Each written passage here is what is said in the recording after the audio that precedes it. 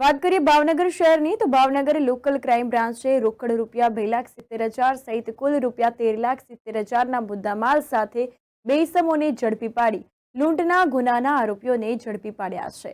Police મહાનિરીક્ષક Gautam Parmar, Bhavnagar range તથા police અધિક્ષક doctor Harshad પટેલે ભાવનગર શહેર ગ્રામ્ય વિસ્તારમાં થતી ગરફોડ ચોરી તથા વાહન ચોરીના ગુનાઓ અવારનવાર બનતા હોવાથી ભાવનગર લોકલ ક્રાઇમ બ્રાન્ચના પોલીસ ઇન્સ્પેક્ટર KS પટેલ તથા LCBના અધિકારી કર્મચારીઓને ભાવનગર શહેર ગ્રામ્ય વિસ્તારમાં થતી ગરફોડ ચોરી, વાહન ચોરીના વણસોધાયેલ ગુનાઓ શોધી કાઢવા માટે સખત સૂચના આપી હતી।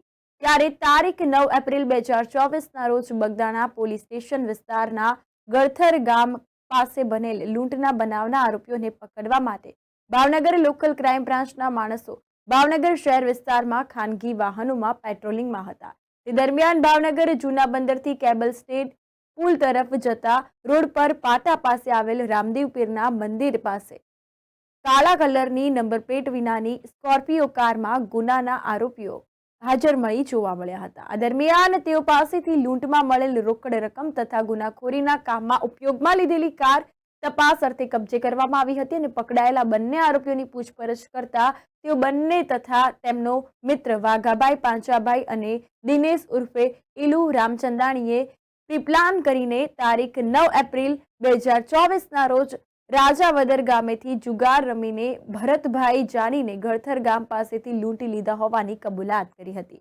જે અંગે પકડાયેલા આરોપીઓને આગળની વધુ તપાસ માટે ગંગાજળિયા પોલીસ સ્ટેશનમાં સોંપવામાં આવ્યા હતા અને આ અંગે બગદાણા પોલીસને જાણ કરવા માટે તજવીજ હાથ ધરાઈ છે। પકડાયેલા આરોપીઓમાં 32 વર્ષીય લાલાભાઈ હકાભાઈ મેર, 37 વર્ષીય પ્રકાશ જીવનાણી, દિનેશ ઉર્ફે ઇલુ રામચંદાણીનો સમાવેશ થાય છે। પોલીસે સેમસંગ કંપનીનો મોબાઈલ, ભારતીય દરની અલગ અલગ ચલણી નોટો અને કાળા કલરની મહિન્દ્રા એન્ડ નંબર પ્લેટ વગરની સ્કોર્પિયો કાર સહિતનો મુદ્દામાલ કબજે કર્યો છે। આ અંગે વધુ તપાસનો ધમધમાટ શરૂ કર્યો।